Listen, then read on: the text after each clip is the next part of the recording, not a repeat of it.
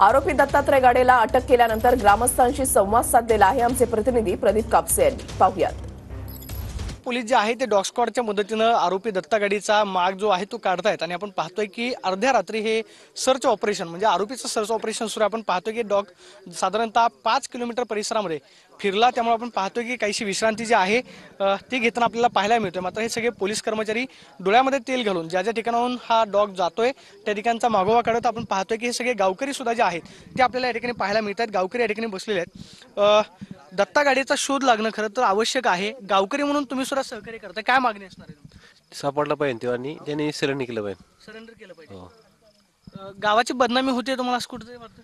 हो 100%। तो कधी आलेला होता? पाणी प्यायला आल्याची माहिती मिळते। साधारणतः किती वाजताच्या दरम्यान तो आला आणि नक्की कोणाच्या घरी गेला? तो 9:45च्या दरम्यान ताण भूक लागलेली असल्या दरम्यान तो पाणी प्यायला गेलता, असं एवढं समजलंय। म्हणजे त्याच्यानंतरच तो इकडे पळालेला असावा? हो सर।